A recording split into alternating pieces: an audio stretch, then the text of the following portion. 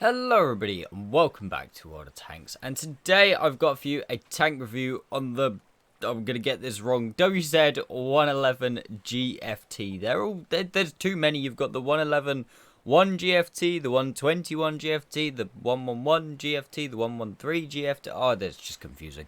But anyway, we're doing the 111 GFT, the Tier 9 Chinese tank destroyer.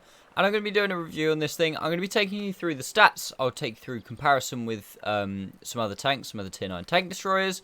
I'll come back into the garage. I'll be doing how I think you should equip this thing, what I think it plays like, what I think the playstyle is like, and then there will be some Ace Tanker gameplay at the end. If you don't want to watch all of the first guff bit, then skip straight through to the Ace Tanker. I will be putting a description, a timestamp in the description down below. So the WZ-111G FT, I'm pretty sure most of the Chinese tank destroyers are just completely made up. Let's discontinue. Do I like to? There's no prototypes are built. Yeah. So basically, Wargaming have just made them up, but that doesn't really bother me. Like, the game has come a long way past realistic now. Like, to me that doesn't really matter. I don't play it for realistic purposes. I love realistic tanks, but I don't play the game because I want realistic tanks. I play the game because I like the game. If I want to look at realistic tanks, I'll go to the tank museum. They're real. It's great. But anyway, so it's not actually a real tank. But in the game, this thing actually really did surprise me. And I'm playing through this line at the minute because it's top of the tree. I got the WZ-113 GFT last night on stream, which is very nice, which means I got the discount on it. But playing through this thing, I absolutely loved it. The line in whole hasn't been great. I started at the Tier 5. I didn't play the Tier 4, so I don't know about the Tier 4. The Tier 5 was not great. The gun's really good, but it's such a big tank. You get shot up by everything. The Tier 6 was pretty good. I quite enjoyed that. The Tier 7 I quite enjoyed with the stock gun. Well, not the stock gun, but the top 100mm gun. The Tier 8 with either the second gun or the top gun, really liked. So the 122 that is the same as on the premium tank destroyer, or the 130mm that's on the top 130, pretty good. And then this thing as well, I actually really liked, both with the stock gun, which is the 130mm, and also with the top gun, which is an 152mm. So I was actually taken quite by surprise, to be fair, on the whole line. I thought they were going to be a lot worse than they were. And to be honest, I don't think many people's complaints with them is that they're bad. It's just that they're not really unique, because they're very similar to Russian tank destroyers. So, hey, who knows? Anyway, let's go jump into Tanks GG. I'll go down the statistics of the vehicle, and I will also compare it to some others, maybe even some Russian tank destroyers. So, here we go, guys. I've gone for quite a broad spectrum of Tier 9 tank destroyers here. Quite a spread. I've gone for 5. Usually I don't like comparing to 5 because I end up waffling on for ages. But I'm going to try as best I can to only really directly compare it to the Object 704. Maybe the T95 as well. But just leave the 263 and the Jagdtiger over here. Just so you have a frame of reference if you've only played one of these two tanks. But obviously they are the lower alpha tanks, 550 and 560. They more directly compare to each other. These three are the 750 guns, and I know there's also the T30, but that's got a turret that's slightly different. But these three are kind of like the direct comparisons for the WZ. So first things first, off the top, DPM 2500. Really not that bad, actually. Like, it's not as good as the 704, and this actually shocked me when I looked at the comparison and went, holy moly, the 704 is like 150 DPM more, which is absolutely insane. But 2500 is still pretty good, and it's something that I didn't ever think, oh my god, my rate of fire is so slow. I was like, wow, we're actually putting in shots a lot quicker than I thought. Obviously, I have like prune consumable and stuff, so that isn't actually my DPM. We can have a look when we go back into the garage.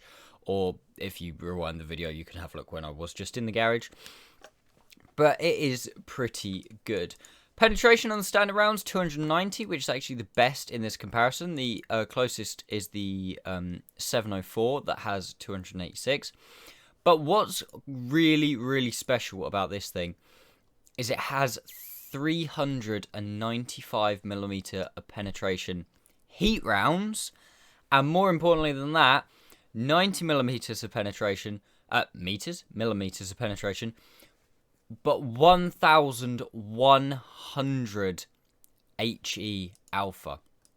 And that is because this thing is, I think, the only tier 9 tank destroyer that actually has a full-blown tier 10 gun.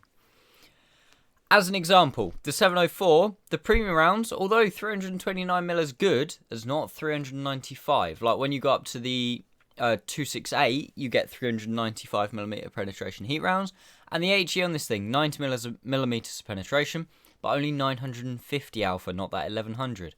Again, when you go up to the 268, you get that 1100 alpha. The T95 is the same.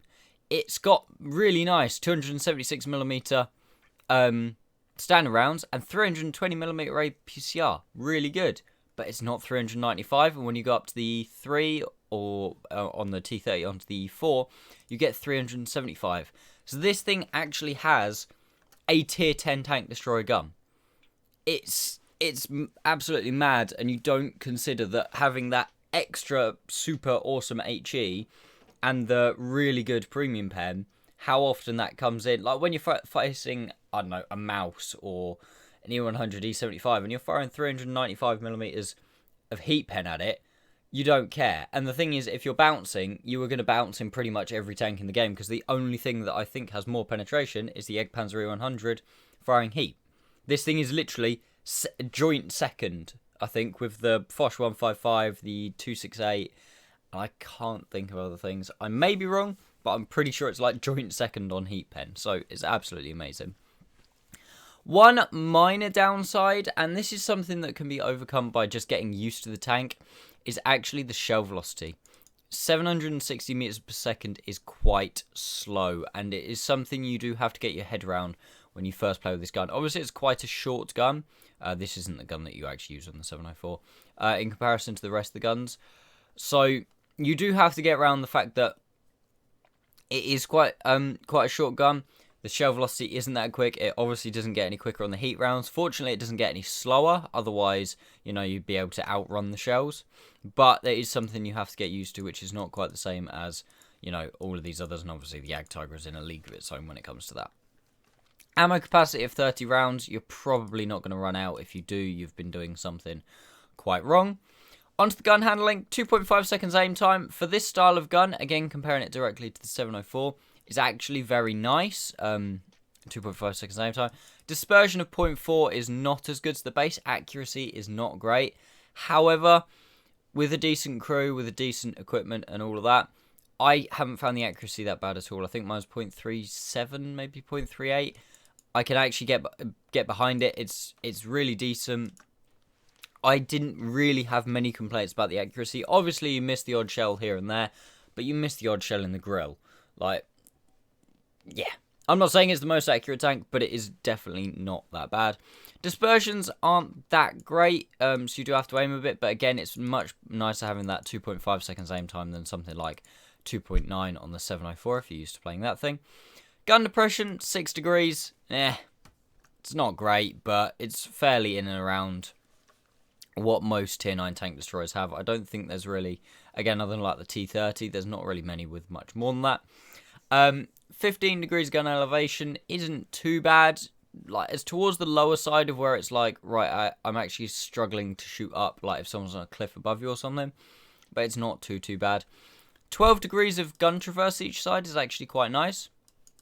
You've got a nice wide arc to shoot, so if you do run this thing with Camonet or binos or something, you have got a decent gun traverse.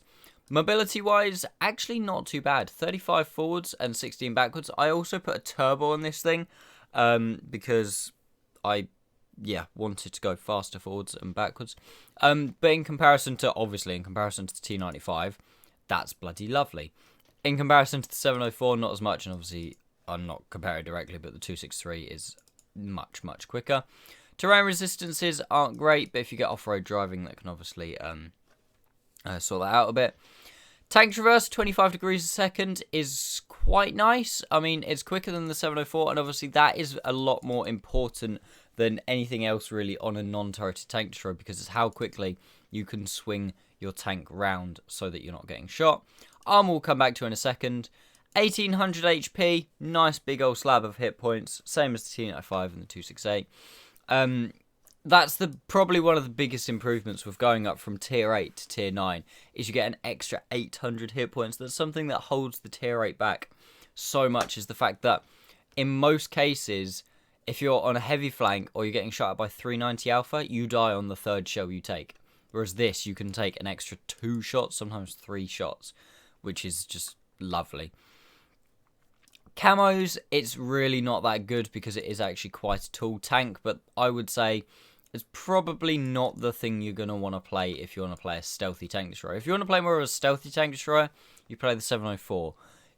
If you want to play, you can play it stealthy, obviously, the right use of bushes and stuff like that, but I would say this is not a stealthy tank destroyer. And I actually, towards, like, halfway through playing this tank, I swapped out on my crew. I retrained what I'd previously gone with Camo for the tier 6, 7, and 8, and retrained repairs for this thing, and because I knew I wanted repairs on the tier 10, because more often than not, I start taking it towards the town on certain maps, and the heavier fights on certain maps, and just try and trade, as opposed to sitting back. Although, like I say, with the right use of bushes, you definitely can do. View range of 380 meters is actually pretty good, and if you look at the rest of this comparison, compared to the Russians, it's really good. But I was still using binos. Binos were a bit overkill. I could have probably got away with optics, but when you are sat still, like, if you're playing it like a heavy, you don't need binos. Like, you know, you're gonna be, you don't need binos or optics. You're gonna be in the fight. You get anyone who you are able to shoot is gonna be right in front of you. If you're playing it more like a camp destroyer, you're sitting at the back, you're trying to snipe, binos are better because you're probably going to be stationary, you're not really going to be moving. There are obviously occasions where optics would work better, but I went for binos. And yeah, that's all she wrote for the 111. Oh, just remembered. We will take a look real quick at the 3D model. The armor on this thing isn't actually too bad. It's much better than the 704 as an example. Obviously, the mantlet itself is very, very thick. Same with like the 704. It's you hit the mantlet, you're probably going to bounce. There are some weaker areas, like there, for example. I have no idea where, but there's absolutely no way that you could reliably go, yeah, I'm going to pen that, because there's some areas that it's like, yeah, you could pen that. Some areas it's like, yeah, you definitely can't pen that. The rest of the tank itself is not too bad. The upper plate, kind of like the superstructure, it's 200mm base thickness, and it has got a bit of a slope on it. So on the flat and level against most other tanks, you've got about 250mm of protection, which means that playing it against, well, other tier 9s, as long as they don't have a high penetration roll or they're firing premium, you should bounce most of this. Obviously, if they're above you, they're going to start to go through a bit more, and you've got a very weak lower plate, same with most Chinese tanks. If you're using your gun depression, obviously the upper plate becomes even better, and you can start to bounce most tier 9s and most tier 10s firing standard pretty effectively. And obviously you've got to remember, this being tier 9, it can face tier 8s and tier 7s, and that is bouncing pretty much everything at tier 7, even firing premium most of the time. One of the big issues with this tank, obviously, is the fact that it hasn't got a turret, which means as you come around a corner, you have to kind of like, you know, drive around and then swing your tank around. As soon as you angle the tiniest bit, like, campaign, that much angle, that's not a lot. Your kind of like, your corners of your tank, kind of, your, I don't really know what you call it, but these angled parts here become incredibly weak. I mean, look, they're 140mm of effective, 160, and they can still be penned. That's because the side armor on this thing is only 80mm thick, which means, yeah, side scraping isn't an option. If it was a flat, like a box, so and then straight across the front, it would be fine. But because you have got these slight angles, it means that as soon as you angle it a little bit, look like this, they can just pen straight through here. So the armor, although it's not bad, it's not amazing, but it can definitely get you by and get you out of certain situations. Anyway, let's jump back into the garage. I'll go through my equipment loadout, and I've pretty much gone through how you're going to play this tank. But anyway, we'll go through how you're going to play the tank. Okay, so here we go, guys. We'll start with the equipment. I've pretty much gone through my justification for most of these pieces of equipment already, but I'll just run through some of your options as well. First and foremost, in the firepower slot, you're going to go for a gun rammer. That is 100%. Do not change it for anything else. That's just an extra 11.5% DPM. If you've got a bounty equipment or bond equipment that you really have a absolute desire to put on this thing because it's one of your favourite tanks, then put it on. But if this thing's one of your favourite tanks, then why the hell are you watching a tank review on it? You already know what it's like. Yeah, 100% go for a gun rammer. That then leaves you with 2 equipment slots to kind of to play around with and put on what you want to put on. You can build this thing obviously 100% for like more of a sniping tank, so or purely based around your firepower, putting everything into that gun, which you could go for vents and an enhanced gun lane drive. Even potentially, if you wanted to, you go vents and improved aiming, just to try and get the dispersion down a bit. You can do that. I would not recommend, however, because then obviously you get rid of a lot of the combat capability of the rest of the tank, because you know you haven't got you're a lot slower to get places. You can't see a lot if you're left in like situations at the end. So other things I would suggest, maybe improve rotation mechanism. This increases the vehicle traverse speed by 10% and reduces the dispersions by 10%. It's quite a good thing to use, obviously, on a non-turret tank destroyer, because it means you can swing the gun around quicker and everything like that. I've gone with turbo. I think turbo is always a good shout. I mean, my horsepower per ton's up to like nearly 13, so I can get around the battlefield a lot quicker. Something else as well that is quite important for turbo is the fact that it increases your reverse speed by 2 kilometers an hour, which means that you can reverse in this thing backwards. I've completely lost it. 18, which is actually quite fast. So if you pull up onto a ridge or something, get a shot in, and then need to reverse, you can reverse back quite quickly. I've gone for binos. I've already made the argument between binos and optics. In my opinion, if you're going for view range, you're going to be stationary. Optics is definitely a shout, because my view range with binos is at 495, so I definitely could swap it out for optics if I wanted to. But yeah, they're kind of your main picks if you wanted to. You could go improve configuration. It increases your repair speed and everything like that. So like if you want to avoid getting tracked too much. Obviously, if you want to go camo net and binos, you're more than welcome to as well, if you want to play it more like a sniping tank. But the only thing I would 100% guarantee recommend is put a gun rammer in the firepower slot. If you don't, you're playing the tank differently to me, I'll just say that.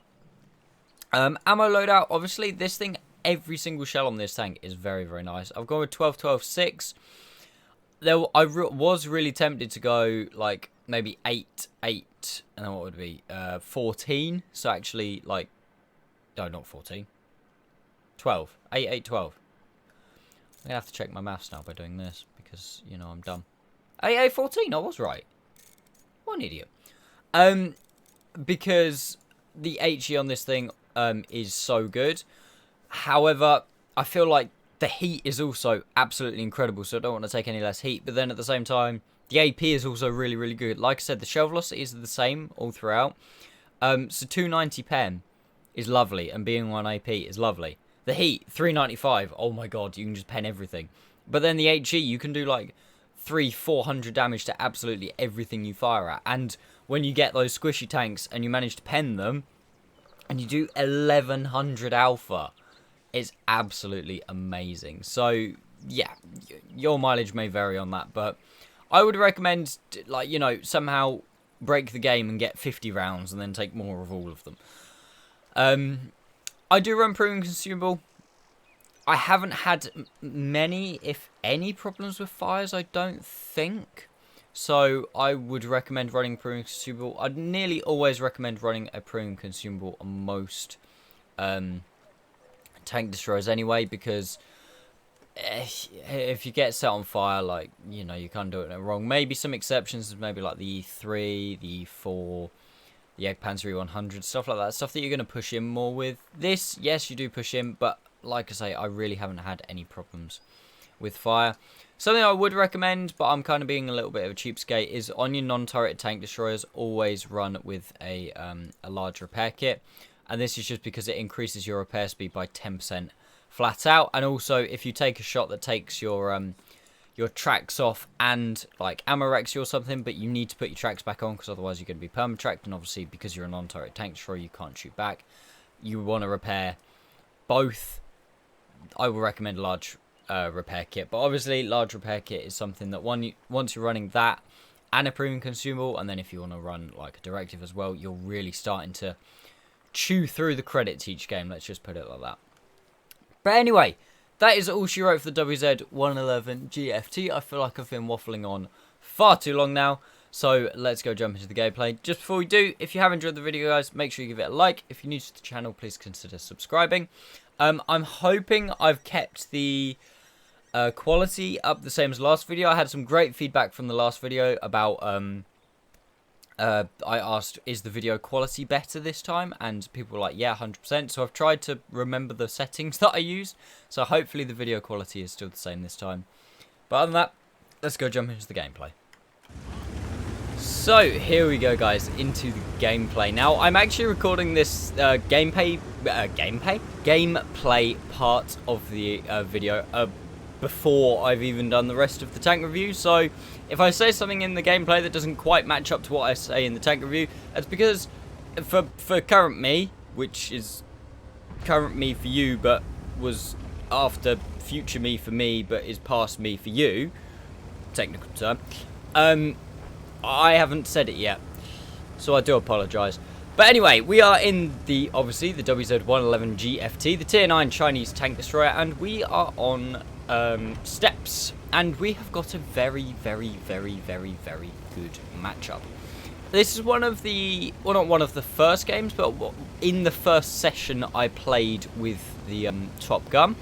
I didn't actually, I don't know if I've said this already, like I said, I have no idea, but I didn't actually mind the stock gun on this tank, and if you fired heat out of it, especially 340 pen, I mean, not that you needed to, because 271 pen is fine, but if you fire heat out of it at 340, it's actually a very, very, very nice stock gun, and I really wasn't in a massive hurry to get the Top Gun.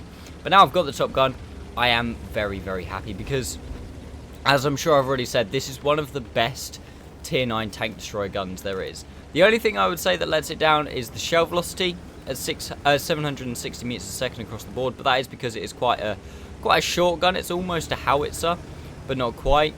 But the standard pen of 290, obviously on 750 alpha. The heat pen of 395, that's tier 10 heat pen on this gun. And obviously the tier 10 HE as well, 90 millimeters penetration.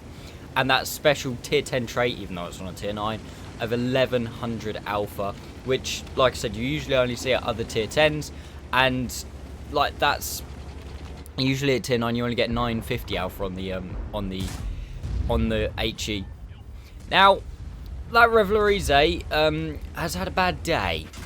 I get shot at by the Action 10, because why not? And this Patriot is just about to be an absolute word I don't really want to say. I'm trying to turn. I'm trying to turn. I'm trying to turn. Patriot. Patriot. Patriot. Hello. Yeah, you could have probably avoided taking a lot of damage there, mate, if you just let me turn and shoot him. And the Patriot finishes him off, unfortunately, fortunately. But anyway, this gun is an absolute beast. It's obviously penetration and damage, you know what it's all about. It's a 750 alpha gun. It hits like a ton of bricks. It's really, really a solid gun. Let me line up where the Ferdinand is. He's about there, and the shell disappeared. I wonder. But yeah, this 750 alpha gun, the accuracy isn't that good. Like, you do kind of struggle at long ranges. And something else that I've been struggling to get to grips with, although now I've played a few more games in it, it's not as bad, is the shell velocity.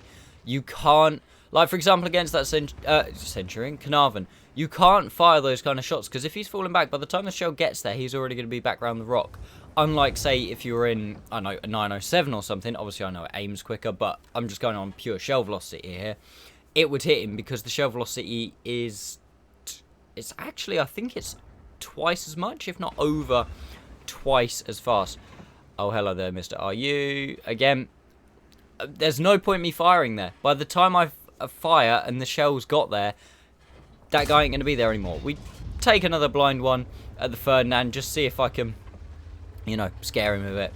And we're actually losing this game quite badly, I feel. We're about 4,000 HP down. I would say that's probably closer to 2k HP because I haven't got all of the guys on the other side of the map within my render distance. But nonetheless, we are still definitely going to be down on HP. The rate of fire on this tank is very good. I don't know if you've seen so far. Oh, and that's the first time the Ferdinand has been spotted and he's minus 780 health. I wonder what happened to you there, Mr. Ferdinand. Mr. G-Saw, do you want to... No? No? Okay. Max, you can shoot the 5401. Hello. Ah, there we go. You've noticed. Excellent. Let it aim. Boom. 789. I haven't played a big caliber tank destroyer in so long, and it was actually really nice to play it again, because then, like, tank destroyers are not my favourite tanks. I don't think that's a secret if you've watched my channel. TDs aren't my favourite tanks. Other than really, like, Borsig, Scorpion, anything like that, they're not too bad, but big old TDs, 704 ISU, stuff like that. Look how much lead I have to give that guy, but you get good with this thing, you know where the lead is, and oh, you get rewarded for it. 842 onto that RU. We set him on fire and track him. He must be absolutely livid, basically. But yeah, I'm not a huge fan of tank destroyers because I don't like the inflexibility. A lot of them are usually quite slow. Things like the 704, the E3, the E4, the T30, the T95, stuff like that. So I'm not a huge fan. I've loaded one of these amazing HE rounds. Not that it really needs to be amazing to kill a Ferdinand on 25 health, but still, you never know. 5401 somehow manages to pen me there. Not really sure how that went through. No idea where it went. Absolutely no idea where it went. Anyway, there's half a tiger's health gone. But yeah, this thing actually feels quite nice. I am running this thing with turbo in this configuration, so do take that with a pinch of salt if you're... Screw that rock especially. Load the heat, just in case. Just so he's not going to get away with it again. 395mm of heat pen. I don't think that bounces off a Tiger 2 anywhere other than maybe the Mantler. Especially not if he turns his side to me like that a little bit. 898 the roll. Oof. But yeah, I am running turbo in this replay, and I run turbo on this tank because I don't like being crazily sluggish in the thing. It really upsets me when I'm really slow in a tank, and oh dear, Tiger. Again, with the HE, it doesn't really matter. Loading another HE round, and this is where the rate of fire of this tank comes in handy. If I was in a T30, I would not make this shot, because I'd still probably have an extra 3 or 4 seconds reload on that, and I probably wouldn't have been able to hit him in time. E75 moving across the middle of the map, and we've definitely won this game now. We're like 2k HP up, and they've only got 2 guns left in the game, and that's even if you could count the G-Saw as having an actual gun and not just a pea shooter. Again, oh, the shell velocity though, like, I fired that pretty well, and the shell velocity, it took so long to get there that it only just clipped the back of his tank, which is interesting. But we're up to 6,000 damage, and our team is just about to cap. I think the Bulldog probably had a capping mission or something. I try a blind one, you never know. See what the hell happens. But there we go. That is all she wrote. 6,000 damage plus maybe if we hit the Ferdinand. We'll have to have a look in the post-game stats. But if you have enjoyed the video so far, guys, make sure you give it a like. If you're new to the channel, please consider subscribing. And whether you're a new or an old subscriber, make sure you've got notifications turned on for other videos. On that, let's go take a look at the post-game stats. So, there we go, guys. That was me in the WZ. And as I said, I recorded the gameplay way before I've done the whole of the rest of this video, so I can't remember what I said. But I'm just going to go through the post-game stats. That was an ace tanker. That was actually my first ace tanker in this game. And oh, I should also point out, what replays is still down. So, like for some reason, where are we? What replays? You get a cool game instead of what replays, so I don't really know what's going on there. But yeah, so I'm using Des Games' website Replay's website again. So we did, what did we do? 6,829 damage. This is not actually my most damage I've done in a game. That was, I did yesterday, I did 8,200 damage. But I was on Prohorovka and I was playing as a tank destroyer, so I felt like it probably wasn't the most fun game to watch, so I used this one instead. We did a tiny bit of assistance, 308, and got 4 kills, which is quite nice. High caliber, like I said, 6,829 damage. Pretty much a carry for the team there. I mean, come on. We fired 14 shots, hit 12, and penned 8, which is not too bad. Did 6,829 damage. Still absolutely lovely. I've had so many games in this tank that are like 6,000, 7,000 damage. It's just, I find it so easy to do damage in this thing. It's absolutely lovely. Obviously, the ammo is actually, this is something I didn't cover in the comparison and everything. The ammo is actually really expensive, even if you're just firing standard. So you have got to make sure that you hit your shots. And obviously, with a premium consumable, we do not make many credits. But other than that, guys, like I said before, if you have enjoyed the video, please consider giving it a like. If you're new to the channel, please consider subscribing. Make sure you've got notifications turned on. And make sure you go follow my stream over on Twitch. Little self-promotion plug there. Other than that, thank you so much for watching, guys. I'll see you next time.